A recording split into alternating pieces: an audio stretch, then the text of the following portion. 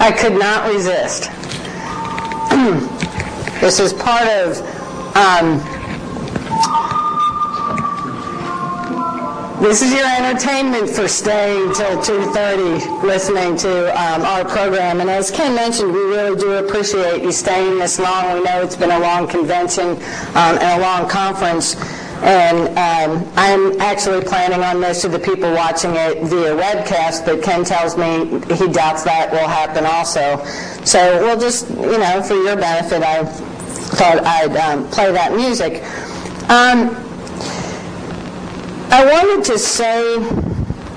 wanted to give you a little idea about some background before we got started. How many people here have an AV department that the library handles? Okay. How many people's AV department is IT? How many people don't have an AV department? You forgot the choice of independence, where we have a dotted line with IT, but we're separate. Okay. At Columbia. Okay, how many other people are separate and you have, I guess what we would call a partnership agreement?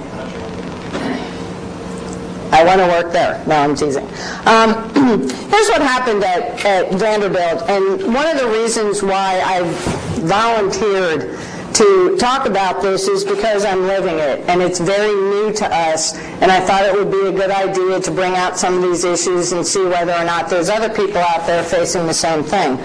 I was hired at Vanderbilt 5 years ago as a computer services librarian, which means I worked for the library. I didn't do AV. Amazingly enough to me, the AV was handled by staff in the legal clinic. Yeah, see, that's what I thought. It was very odd to me how that even happened, and it was explained to me that because mostly what was done was the videotaping of the trial ad classes. So it made sense that because trial advocacy was a clinical program, that staff from the clinic would then handle AV. Well, what happened more often than not was that a staff of students would be offered the jobs that came up. If a student did not take a job, it did not get fulfilled. No one thought that was the ideal service model. So AV, about 2.5 years ago, was moved into the library, and I was put in charge. We did such a wonderful job. We rarely said no to anything. I had a lot of support in the purchase of additional equipment when conflicts came up. It was all portable equipment. We had no equipped rooms at that time. And things went really well. Well, as all of you know, the better you are at doing your job, the more work you get. I personally needed something more with my job. I wanted to actually be recognized and have a title that more closely fit what I do or what I was doing. And so just last November is when I received the title I now have as Manager of Audiovisual Services. The Technical Support Specialist is the one that I personally am still having a little trouble with, and I'll talk about that more as it becomes necessary to do so. My core issues that I'm going to cover: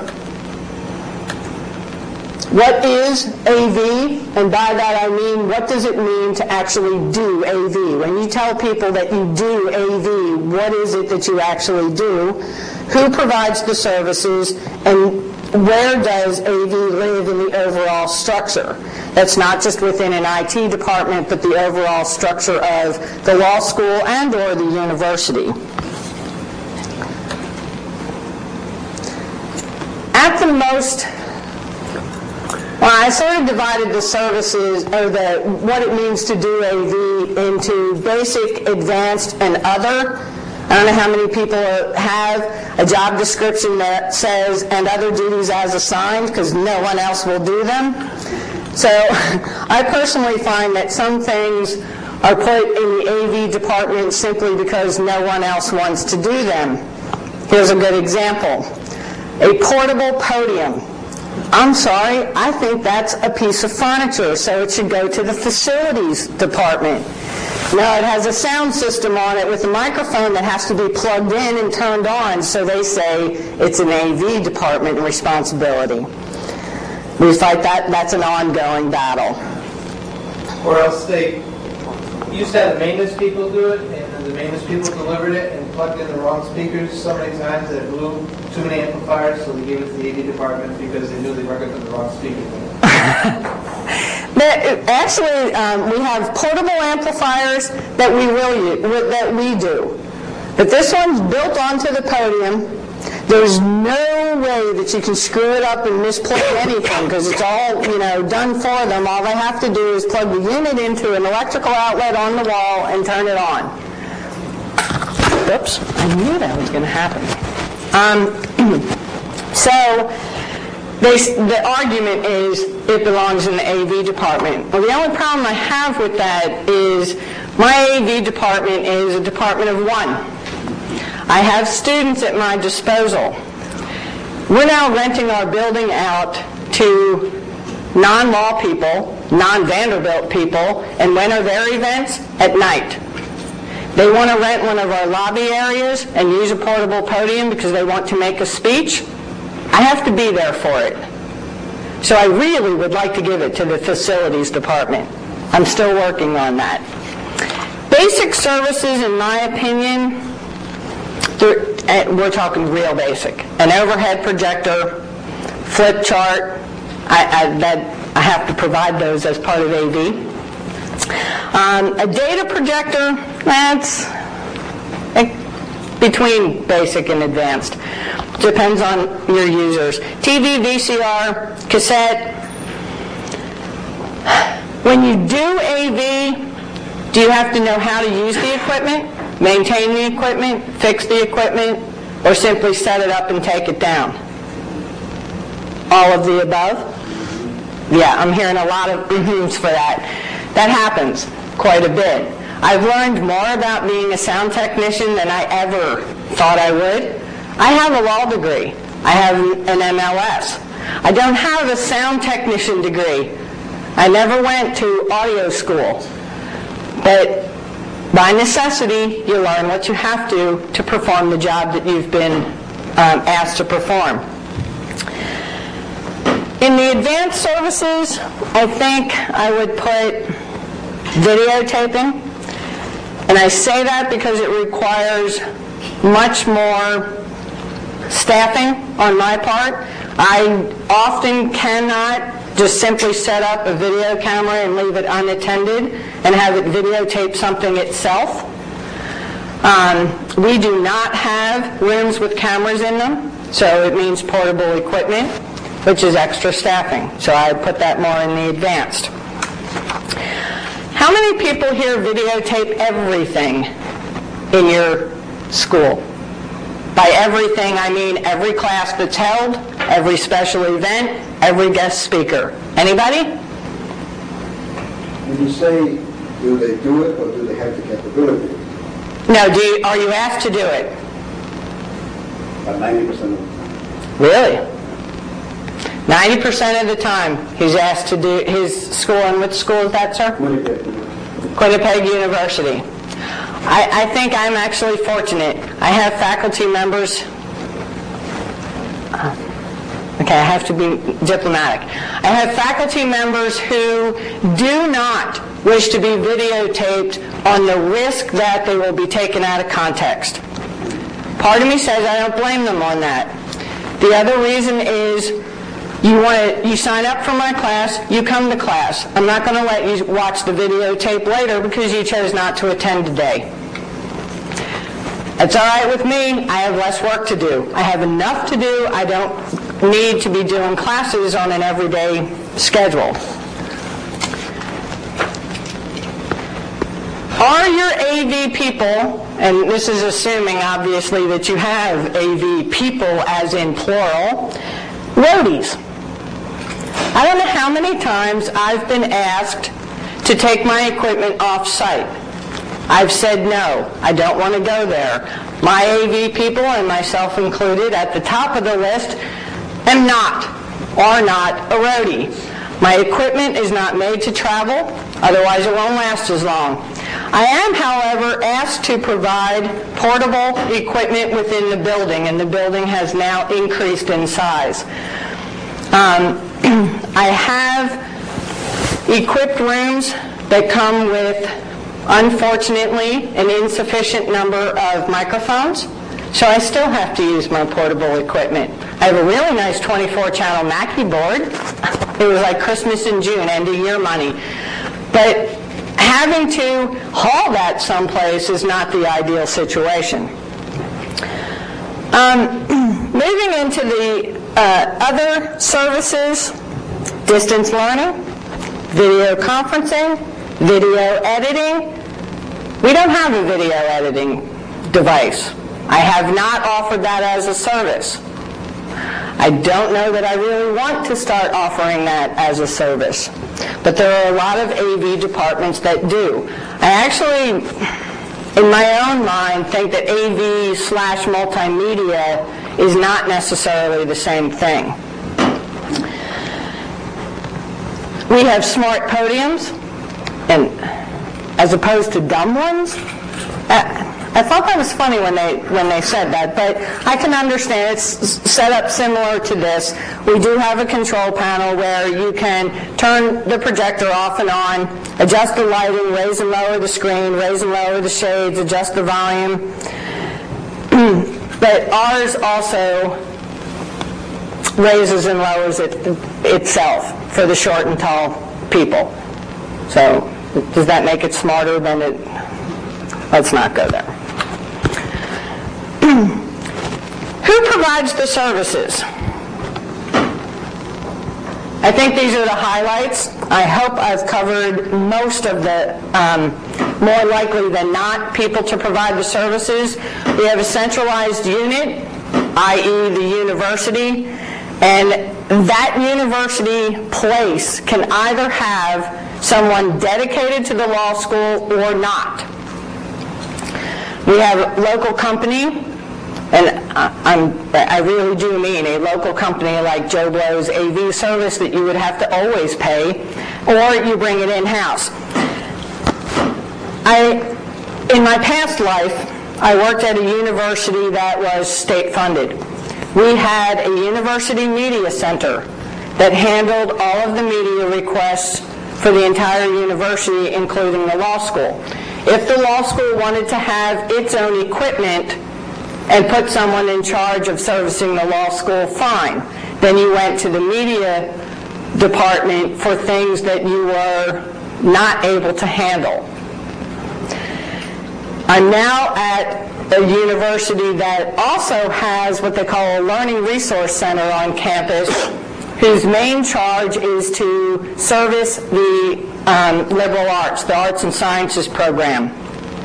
I have been told by them that if I need their equipment, they will not bring it to my building, but I'm welcome to go and get it myself, and they're fee-based to everyone on campus. How many of you went to Pablo's program the other day about IT? He was talking about outsourcing or not. A couple of you. I know he talked about some factors to consider when you were actually, it was centralization versus decentralization with respect to IT. I think some of those factors can be the same, you just apply them to a different situation. Flexibility, reliability, and what I would call the where are you in the food chain factor.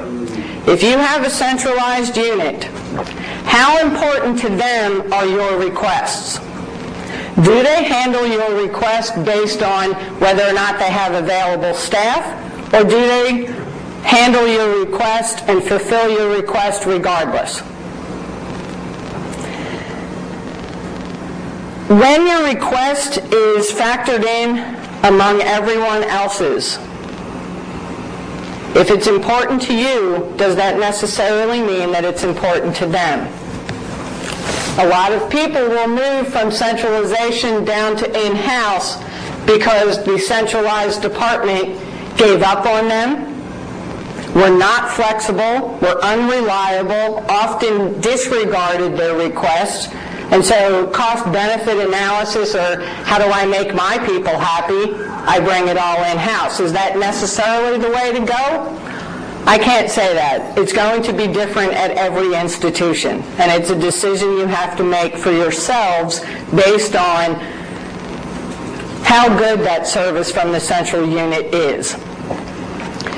A local company, I have several AV companies in Nashville that I could go to when I need to. They're very, very expensive. I know that because I've had to use them. I will still go to them when I cannot handle an event with what I have. Even though I have a lot of equipment, we're starting to equip our rooms. I have students anywhere from 7 to 10 throughout the academic year that I can call on to do a job. Doesn't mean that I necessarily have everything I need for a full production. So I often find myself outsourcing to a local company. We mix and match and everybody's happy and the event gets handled. As I mentioned earlier, the in-house, if you get fed up with your other choices, you may decide that where do you want your money going? Out of the building or in the building to people who are paid by the law school, serve the law school, report to the law school, and where within the law school we'll get to. But if you decide that you want your own people, that may be what drives that decision. You know that they're not going to ever sit there and say, well, I don't work for you. Or they're not going to say, I don't have the staff for that because all of my staff are here, here, and here at the university, and I'm sorry, we just can't do your request.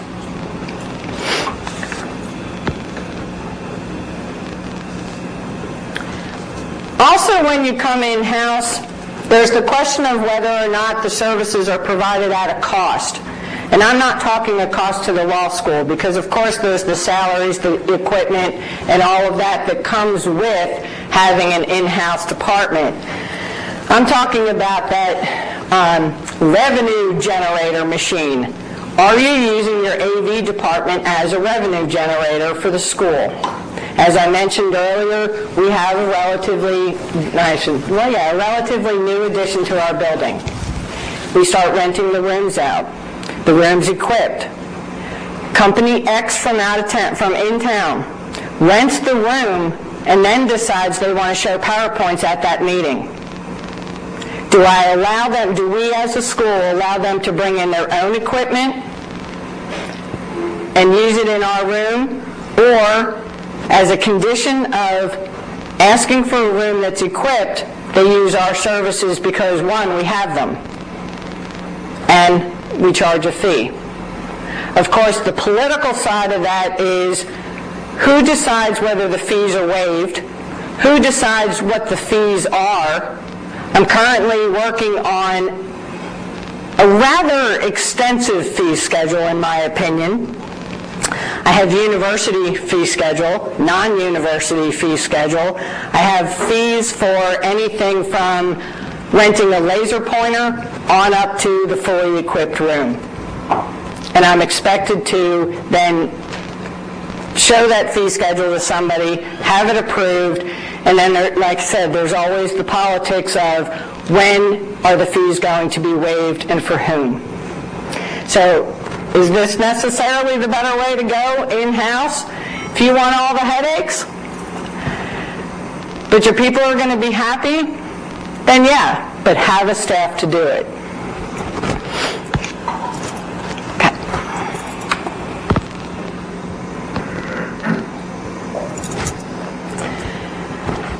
If you decide to go in-house, I think it's also important then to decide where in the organization the AV should live. Is it a separate unit or is it under the umbrella of IT? And I have a question down there, what does your organizational chart resemble? Ken actually has a few examples of organizational charts that he'll show you during his presentation. As I mentioned earlier in my comments, this is also new to me, that I really don't have a good picture necessarily of the best place where an AV unit lives in the law school. If you have a separate unit, there's always the question of title. Do you call the person the manager? Is the person a law school administrator? Does the person report to the dean, the library director, some combination of both? An argument that makes a lot of sense to me is when someone says AV has to be in IT. You know why they tell me that? Because of the underlying infrastructure. You can't do all of this technology without the support of your IT department. Say, okay, I'll buy into that. Let's play devil's advocate. Why do I have to be under you? Why can't I be a partner with you? Why can't I have my own department, my own unit, and partner with you to support my technology, but I'm the one who provides the service? With no disrespect to my institution at all, the part of my particular job and technical support specialist is what does create some problems for me. During the academic year, my day is dictated by the AV schedule.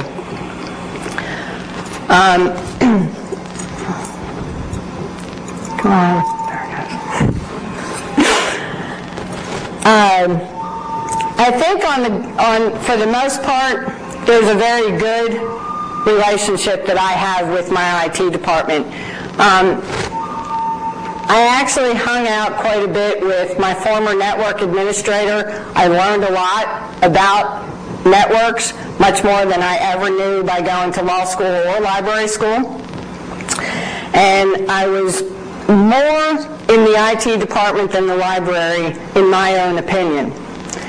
We did not have a formal IT department until about a year and a half ago.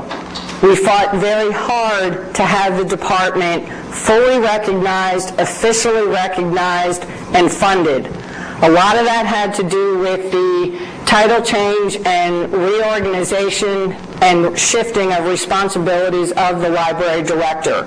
She is now by title an Assistant Dean of Library and Information Technology. We're under her. We have an Assistant Director of IT, and then we fairly much flatline under that. What makes it go from bad to ugly? Anybody who runs an AV department, I think, will agree with me on this one. During the academic year, if you have faculty who are into technology in the classroom, whether it's from a simple videotape clip in a professional responsibility class, or to the more elaborate person who pulls their PowerPoint projector off the network and shows it live, or somebody who goes to a website live, during the academic year, you are very married to the clock and to the law school course schedule. Often I find myself coming in the morning, if I don't do it the day before I leave, and constantly looking at least a day ahead. On Fridays, I'll look a week ahead. And my day is dictated by what's on the AV schedule. That part of my title that says Technical Support Specialist puts me in a very awkward position with respect to my IT duties. I configure laptops when faculty travel. I assist users with one-on-one training. I create documentation for some of the programs that we support because the commercial ones are not clear enough. If I am to be project-oriented for that IT part of my title, it makes for an awkward situation while this is going on and the demands of an academic schedule. If you have a head of an IT department that does not understand those demands and will say, well, I don't, because if you keep saying, look, I have to go by what's on the schedule. Here's my day, here's my week, here's my whatever, and that person says, but I don't understand. You're not meeting this deadline on this project. You're not meeting this deadline on this project, and this isn't getting done. And you feel like you're repeating yourself every time you say this. It goes from bad to ugly really, really fast. So if you have support from the people above you, I think you're going to do better off, regardless of where you actually are in the whole structure. I believe this is... Oh, that second point, how much time do you have? I'm lucky if I get 10 minutes between classes. How about the rest of you?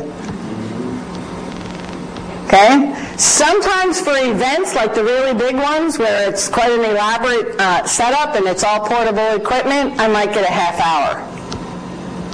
But normally it's 10 minutes, if not less than that, because how many of you go to a classroom when class is over and you're trying to take the equipment down before the next class comes in, but the instructor's up here doing, student questions.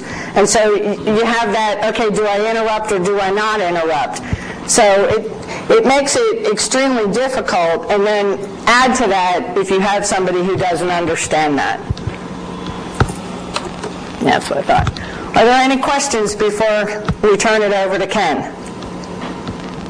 Yes? It's not so much a question, it's just I've encountered this... A question or comments? Yeah. But it's a matter of identifying with the presenter, whether they're faculty or a presenter coming in from outside or whatever. As long as you can identify with them from the get-go, that you're improving the quality of their presentation by the amount of time that you're given to make their equipment work. If they walk in with a laptop you've never seen before, you know that there's a compatibility issue with your projector, you're not going to say, well, yeah, I'll just do it, I'll set it up, and you'll be on your way. I mean, you kind of hedge that with phone calls and stuff ahead of time. Right. I mean, but all too often, if you have regular faculty, it takes a semester or sometimes even a school year to encourage them that their production. Right. Help me, help you. Yeah, because I mean, their message is going to be better. Right. The students are going to learn better. It's going to be more memorable if you're given the time to set up for 15 minutes you need. I mean, I personally wouldn't set up an LCD projector if I wasn't given at least 15 minutes. Because unless you knew that the computer was going to talk the LCD projector from the get-go. Right. But I mean, if you've never seen that laptop before, and in many of the cases with a Macintosh, I mean, the Macintosh is a beautiful piece of equipment. Right. But if it hasn't been set up for mirroring, you're going to dance with that projector for 10 minutes. Right. And I think a lot of us in this room can agree with you on everything that you said and would sit there and say, yep, been on that road. It has been a struggle, but it is also improving, I'm happy to say, that one, I'm told when people are inviting presenters in, and when the room gets scheduled, we use this elaborate scheduling program called CEO Scheduler. So now when a speaker is coming in and the room gets scheduled, I demand an hour preset in that room. So when they go to schedule that event, I want an hour at the front end and an hour at the back end. There are times when I don't get it, and then I have to make do with the time that they can give me. But when I can, I demand an hour, and I'm actually lucky and I get an hour. It's the class time stuff that I don't. I've had people call me. Our classes start at 10 after. Very rarely does anything start at o'clock. It starts at 10 after. I have had people call me at 12 after and say, I must have forgot to request equipment. I have a guest speaker today. They want to show a PowerPoint. I'm running in there and I set it up. In time, you get real good at it. Now, I was just going to have to comment that from somebody that's been doing AV for 15 years now, the critical point is... I have 4.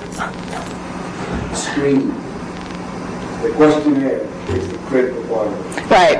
If it's not enough form, they don't get it. Yeah, I've had that too. We have an event planner sheet. If someone wants AV services, they're expected to fill out and check the little boxes of what it is they want. The problem with that, I have found, is that people don't know what they need. They don't know how to answer the questions. So I've taken to that, and this is the librarian in me, I've taken to that reference interview. I call them up and say, how many people are on the panel? Follow up on that. Who's talking at simultaneous times, or do you want a podium set up with only one person speaking at a time? How many people are showing PowerPoint presentations? I want them a day ahead. I'll download them direct to the CPU that's in the podium. So over time, I've learned some of that. But we went with the form, and people would either check the wrong box or not know which box to check, or, do you want AV? Yes. Well, okay. What do you want? I have people who don't know the equipment, and it's a terminology argument. They'll ask me for an overhead. They really want a data projector. They don't know enough about it to know the difference. They'll ask me for a microphone, a lapel mic, in a room that doesn't have them, piped in. So I have a room with no sound system. They'll ask for a lapel mic. Okay, how do they expect that thing to work without a portable amplifier? But do they ask for it? No. So I do a lot of the work myself, and over time I think we'll get better at it, and my requesters will get better at asking for stuff, but we're relatively new to this game. Relatively new. Any other questions?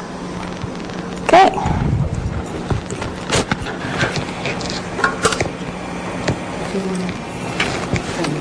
Took care of it all, thank you.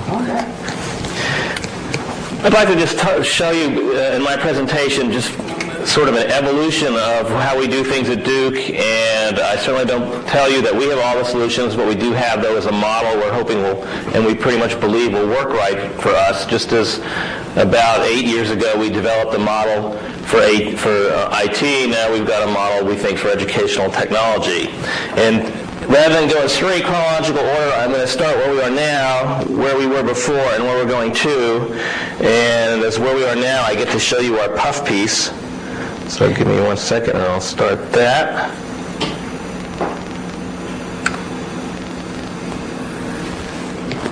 The law school experience. Generations of lawyers shared a bond of a legal education anchored in the time-tested tradition of one professor, one book, and a blackboard. At Duke Law School, the tradition continues, leveraged by some very modern tools.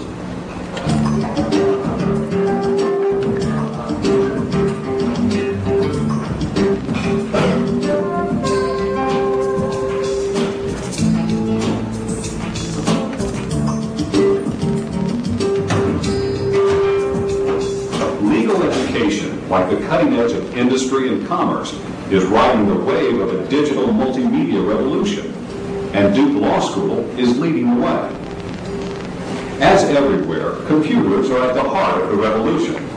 Students at Duke Law School are required to have a laptop. With everyday use, the student's laptop makes managing information second nature. And tapped into the law school's local network and beyond, the laptop becomes the portal to an empowering universe of information. At the most basic level, many law courses have a dedicated website to make available course materials, a syllabus, and class notes.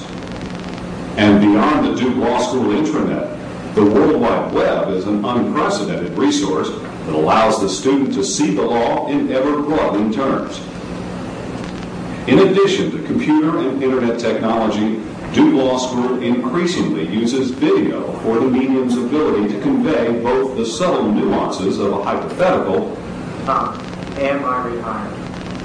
and the raw emotional impact of a defining event. I did not have sexual relations with that one. And in the recently constructed Scheinman Media Lab, students now have the tools to create original video material. At Duke Law School, we believe that the communication and organizational skills used in producing an effective video are very close to those involved in shaping and presenting a compelling legal argument.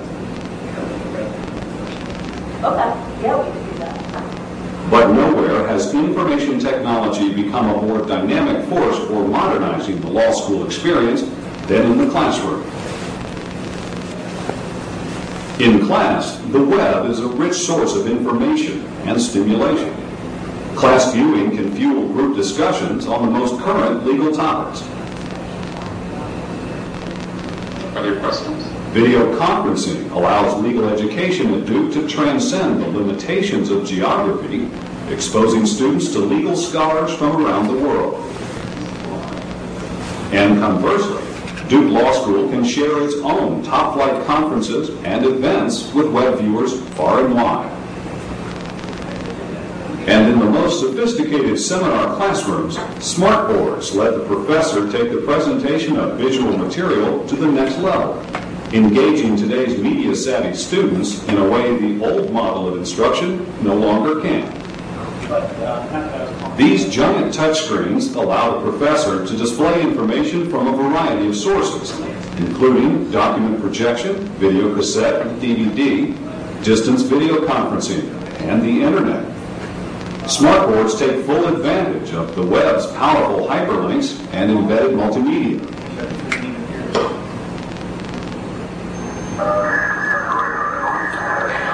This is the Hazleton broadcast in the Exxon Valdez. The visual impact of the existing material by allowing the professor to freely annotate. 50,000 roughly. If that's Smartboards embody the impact, the engagement, and the flexibility of instructional technology at its best.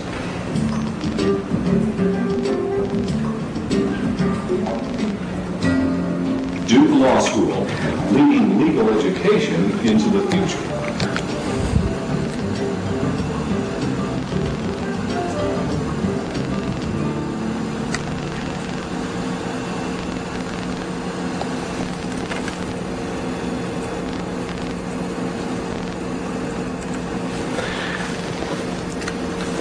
But we weren't obviously not always like that, and obviously throughout our law school we are not quite at the level that you've seen around you for the last 3 days here at Suffolk. But we are on our way, we think, to providing the kind of environment we would very much like to have throughout the building. What I'd like to do is take you where we were back in the past, about 12 years ago, where we had a library assistant who delivered equipment on request, and that equipment pretty much consisted of an overhead projector when needed, a VHS VCR on a cart that could be viewed by whoever could see a 27-inch screen around it, and we had a few other things. A few years later, we took the AV assistant out of the library. It was a half-time position. Moved it into the IT department, which back then was called the newly christened Computing Services Department. And that person actually was then became our help desk type person, answering both student computing questions, running camcorders in the classroom in terms of AV. And as Sandra said, once you can provide a service, more often than not, if you build it, they will come, rule applies, and people will start taking advantage of it. And so what you want to be able to do is not only meet those demands, but try to anticipate what's next. So in 1995, we brought that person to full-time. We also began our first high-tech classroom renovations, where we began with what are now obsoleted neck projectors in the ceiling and desks or podiums or high-tech desks, whatever you want to call them. And what we learned from the beginning with that is that you sure better involve your users when you're designing all that stuff. We brought in a very well-recommended firm in our town to do most of that planning, but we did not have the teaching faculty involved enough, and they quickly told us after they started using the room what needed to be changed. But fortunately, we do learn from our mistakes, and the next time we did a class a few years later, we had the faculty representatives sitting on the design committee. 3 years ago, by that point, my help desk supervisor was too overburdened to be doing both computing and AV, and I was too overburdened with everything else that was going on in IT to retain sole responsibility over that person in AV. So we created a joint management team for AV, where the associate director of the law library and myself would oversee what was being done in AV. We also increased our web staff in IT, and then 2 years ago we hired our first media services coordinator, who at that point was supervised in terms of line supervision by the library associate director. But again, we really have joint management as far as the tasking of what goes on in media services. And then finally we get to where we'll be in August, when Wayne Miller, our new Director of Educational Technology, joins us. And I'd like to show you an organizational chart. What you see here first is the 3 units that report directly to Richard Danner, Senior Associate Dean in Information Technology. And up until about 7 years ago, his title was Director of the Law Library. When we created Computing Services, he became the Associate Dean, and very quickly the Senior Associate Dean for Library and Computing Services, and then a year ago his title was changed to Senior Associate Dean for Information Technology. We have our Deputy Director of the Law Library, myself, and then Wayne Miller will be reporting, and just not looking at the library, which will largely not be responsible then for media services, other than the fact that they will, of course, still receive and catalog the output that's involved. This is what computing services looks like. Reporting to me is Becky Mangum, our Systems Administrator, Land Manager, Alonzo Felder, our Faculty Computing Support Specialist, Elizabeth Barry, our full-time Student Help Desk Supervisor, and reporting to her is our weekend and evening Student Help Desk Assistant Carlos Sanford. And reporting to Wayne Miller, and Director of Educational Technology, will be our 2 website folks, Nick Drury and Mike Swanigan. Our Media Services Coordinator, who you saw in the video working with the student on creating that video, Joyce Venimiglia. And I show a dotted line relationship between Alonzo Felder, our Faculty Computing Support Specialist, whom I supervise, and Wayne Miller, because one of the key components of the Director of Educational Technology's position is going to be working with faculty and making it as smooth as possible and as encouraging as possible for our faculty to take advantage of all this. And since Alonzo is our Faculty Computing Support Specialist, he'll have to play a key role in making sure that they get the support they need in making the switch. So this is where we're headed in about 6 weeks. And we think it's the model that's going to work for us, although we know that things change, and I imagine certainly we hope these 2 organizational charts, if we're realistic, they're going to have more boxes in them. We have about 670 students. We have a full-time permanent resident faculty of about 45. We have enough adjuncts and staff so that we manage, it's easier for me to count computer boxes than it is to count people. We manage about 330 computers in the building, not counting servers. But I talked to the folks at the Fuqua School of Business, which is next door to us geographically as well as in other concepts, is a nationally ranked school. Just their media services folks alone number 10. And they're doing all sorts of stuff that we'd like to be able to do too. And I think we ultimately will. And I pretty much accomplished what I set out to do, was just to show you our one model, but I'm glad to take questions or comments or whatever you'd like to do. Yeah? On Alonso. Yes. Any reason why the word computing is part of the title? Yes. Or it's just... Yes, because our secretaries stopped being called secretaries several years ago and are called faculty support. So we wanted to distinguish him from them. Back to the previous slide. Yeah. This one or the earlier one?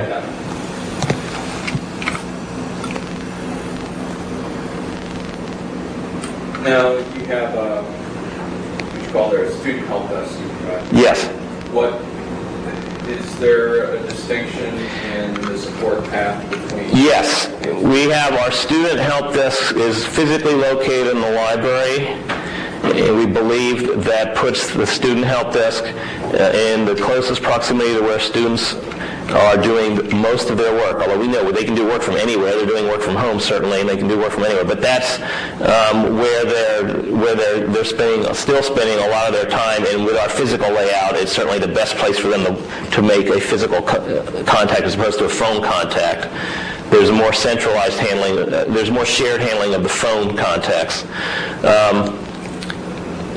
And it also builds on the fact that since many of us in management there, I have a library degree. My supervisor is a librarian. It builds on the idea of having a reference desk, a circulation desk, where we have a help desk that's physically in the library. And how does it work out with Alonzo being on both the organization chart for the director of community services and the organization chart? Well, that we don't know yet. We don't know how it works out. We think it'll work well, but as I said, this actually the organization chart goes into effect when Mr. Miller, who's actually sitting over there, joins us in mid-August. So we think it will work well, but I'm anxious to see. He's going to be doing a lot of the same work he's doing now. I don't think his work is going to change. It's just that he's going to be working side by side over here as well as reporting directly to me, so that we want to show that he's not off by himself doing this stuff. It's more a change in the chart than what he's going to be doing. Yeah. Just out of curiosity, you don't have to give me the numbers, but as you were growing in two semi-separate departments. Yes. At some point you semi-merge or merge it together as far as the AV and the computer department. Right. Did you by any chance each other gain the budget of each other? Oh, yeah. You did? Oh, yeah. Our associate dean has the right hand of the dean, or of the past dean, and pretty close to being there with the current dean, but a very trusted advisor in the law school, and we're very fortunate that our current dean and our previous dean has looked very positively on technology. Yeah. Two questions. One, you had in the slide prior to this one, you had the last position, deputy director. Is that any significant?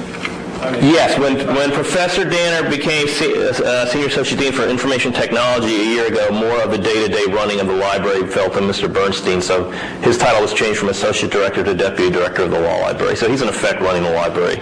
So more responsibility kind of? Yes. Yeah. Next question, how do you track the deliveries, the transmission of services, and quantity of things that you do? And how do you do that? Is it a computer program? Is it a piece of paper? Is it It's a little bit of everything. The media service coordinator keeps although we take things in on our email and calendaring schedule, she keeps paper documentation of what equipment's been done there. Now, we do very little mobile equipment. Almost everything's built in the classrooms now. So we have... But still, it's going to need a bulb, it's going to need a... Yeah, she keeps track of most of that. Although we are, in fact, not up to speed on inventorying some of that kind of stuff. But we do have a regular schedule for checking everything in the classrooms, depending on the equipment, from a weekly to a daily basis. And I guess just an offshoot of that is, do you have an inventory way of watching the skill set of your faculty to know who's going to be a pain in the butt? Yes. In addition to all the anecdotal evidence we compile, we have Alonzo Felder, who is our family support specialist, keeps notes which he shares with us, and we've also moved into a help desk program called Track It, which we found was easier to use than what the university was using, and we are building up a knowledge base in that. We do similar things. As the manager of the department I run, I compile a calendar of what gets requested when, and I currently do it in Outlook. I just took a copy of my own calendar and designated it as the AV calendar And when I compile a report from that, that information is shared with administration so that they know what's being requested, so that when I ask for another piece of equipment, they'll know why. They'll know who's requesting it, so that when I go and ask, recently the fall schedule came out, so I know who's teaching. I don't know necessarily where they're teaching or when they're teaching, but I know who's teaching. So I place an early bid for those people to be scheduled in the equipped rooms because I know they're my heavy equipment users. Whether or not those are honored depends on enrollment of the class. My PR, professional responsibility, they show video clips every time the class meets. I've put in a request for them to be in an equipped room so that I don't have the expense of paying somebody to schlep equipment to that class every week. Based on enrollment, they will do their best to meet that request. So I place those as soon as the schedule comes out, but I can also back it up then with my calendar report that says, look at this, this, and this is how many times it was used, this is who used it. Who schedules your space? Is it registrar level, or is it a room scheduling department, or is it... For classes, the associate deans decide who teaches in which classroom. That information is then given to the main receptionist of the law school, who then puts it into CEO scheduler. Other questions or comments over here? Yes, Jane. Yeah, you now have more equipment in the rooms. Yes. You mentioned. Has that had an effect on the staffing and maybe the way that you're managing these services now? Well, yeah, it certainly has an effect in that you have to train all of your staff to one degree or another on how to use and set up the equipment in the room, because at any given time when someone needs help, you don't know who's going to be available to help them. We schedule as best we can so that the person with the most experience is going to be available when it's most likely the problems are going to arise, but you never know when something's going to happen. So we're increasing the amount. So for example, on our staff, first of all, I consider myself a technology generalist, so I can run almost anything in the building. The media services coordinator can run anything in the classroom. The computing services staff can, to one degree or another, get them going, and then if they have a really, a control, there's a control room behind this stuff too, like they have here. And if we're not everybody knows how to run everything in there, but they know enough to get things started, and then to call someone else if they have to. That kind of leads to another question, which is whether in the past or now you have people who do, say, both setting up and troubleshooting equipment, just general equipment, and also might install software, more traditional IT. Do people have that overlapping? Well, the computers in the rooms are maintained and upgraded by the computing services staff. Same people who do the desktops and the laptops. The media services people don't, or person, but will be both, don't do maintenance on the computers, but they learn how to use them so that they can get they can show the professors what to do with them. Yeah. Could you go into some more detail as to why you created this Director of Educational Technology and special functions? Yes, I will be glad to do that, because it's broader than just AV. We see, for those of you who are long-time CALI attendees, you will recall that somewhere between 5 and 6 years ago, this is virtual reality. Well, the word that year was convergence.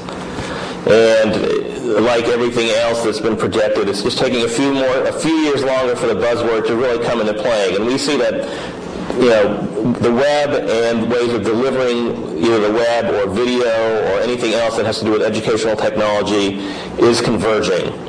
And we believe that, at least, let me say, I believe that managing content and infrastructure is too much for one person or even one group of people. So, in my view, what we are doing is having a group that specializes in maintaining the infrastructure, and that's the computing services group, and then a group that's going to specialize in maintaining and delivering content and showing people how to use the content, and that's going to be the educational technology group. So in addition to what we traditionally think of as AV or media services, the two, or however many we ultimately end up with, people who most directly work on our website will also be in educational technology, and the media services coordinator who does production as well as the delivery of media will work in educational technology, with the idea that just because I know how to make a computer work really well and I know how to run a network does not mean that I or the people working for me are the best people to go rah-rah with a faculty member to show him or her why this will improve his or her teaching. You know, I do a little teaching, but I don't feel qualified to tell a contract professor, hey, this would really improve your class. I think somebody in that discipline, in the discipline not necessarily of law, but in the discipline of working with faculty on a day-to-day basis and applying what can be done is much better off at doing that. Mark? I have two things that I'd like to share. The first is I'd like to address a previous question that asked about resource management and reporting. We use GroupWise, but any of you who might be using Outlook could do exactly the same thing we're doing. We created a shared resource object in GroupWise for each of our 3 checkout laptop computers and for each of our checkout projectors. Well, we have some classrooms that have permanent equipment, but by putting the shared items as shared objects, now everyone in computing services is proxy to that calendar, and any of us can schedule the equipment, and any of us can make sure that that gets done at the time. Now, there's one person who's designated to make sure it gets done, but any of us can make sure it gets done, and we have the reporting that was mentioned earlier. Would that in the public folders? Pardon? In the public folder section? I don't, in GroupWise we're not calling it a public, no. But when we roll it out to the entire law school later this summer, we're considering different objects. Instead of an object for each one, something else that we can use as a request tool that doesn't actually reserve it, so that we still have some say over how it gets. Yeah, and what you could do with GroupWise, if you're not doing that, is the actual member of the public requests the item. They're not actually reserving it. They're sending in a request to reserve it, and then the staff actually accepts the request, and then it's actually reserved. What we do in Outlook is, because actually part of my technical support specialist title is I'm the email administrator at the law school, so I have rights to the Exchange server. I can create any mailboxes I want. We have a mailbox on the Exchange server called AV Requests. It has taken a while, but it actually has started working, that if someone wants equipment, they send an email request to AV Requests. I am the person most responsible for handling the mail that goes to that box, but I set it up as a departmental mailbox, and it's shared by the rest of the IT department. So if in the event I get run over by a truck on my way to work and I'm not there, someone else can handle that mail. We did that for the main tech help mailbox, which is computer-related tech help requests. We have one for web requests. We have one for AV requests. We try to get our users going, okay, I have this type of request, I send it to this email box. And among ourselves, we give the necessary permissions to those mailboxes so that we're covering ourselves and covering each other, so that it's not all handled by one person, but one person is the primary person who's responsible. Mark? You have something else? Changing the subject completely. The other subject I want to mention is directly related to where should AV be in the structure and where should it live. We see AV services, especially with videotaping of classes, which we do heavily, becoming more and more under IT. Right now, we have a separate AV department. But it's going to come under us, and it's going to come under us soon, and we're already starting to plan that because we're moving to digital. Right. How are you going to store those digital images, and how are you going to feed them out to students who are requesting? You're going to feed them out digital? You're going to feed them out over your network? What does that mean? It means servers, and it means disk storage space. Right. It's all going to have to be managed by IT very soon. Right. Just to add to that comment, one of the reasons why we're out at Suffolk and we're so separate from the IT people, and that is because, for us the motivation is based on service and is really the one-on-one connections that we make as media services. And the IT people tend to be on the sort of plumbing side, the delivery of getting things from point A to point B, and so we're just sort of attaching things from here to there and then being the human interface between that. While the IT people tend not to have the same skill set, the sort of human relation skill set that's required to bridge the gap between technology. So we've resisted some of those things. Over the years, it had been, I think, interesting to see. At one point, the library thought maybe media service should be in the library. And then every once in a while you hear, well, maybe IT should. And we've resisted it quite successfully because we're very good at providing the service now. It's just another perspective on how you consolidate. Yeah, I agree with that. The staff in this department, we have master's degrees in education, media, and technology. We have master's degrees in communications. So we have, again, a broad range of skills that is very different from what people do in the IT department. And I would certainly say that's something we would resist very strongly here. I think the collaboration in this building of the autonomy of computer services and media services, but working together, I think demonstrates itself quite nicely. Just a comment on that. I mean, this is the first time that I've worked, so closely with an IT department. In previous organizations, it's either been independent or separate in the library. It really has to do with communication. It's something that Pablo Molina talked about in an earlier session. I mean, it really has to do with how you align yourselves with service delivery. Because let's face it, if the customers weren't out there, we wouldn't be here. So right. Very true. Yeah. So I mean, George has a very stable and wonderful setting here. I mean, we've come to enjoy these last couple of days. But I'm sure I can see how it would work, in other organizations, depending on the communications set that exists within the institution. Over here. Well, our faculty has, right now we have a separate AV department and a separate computer services department. And our faculty has really complained that they want to make one phone call.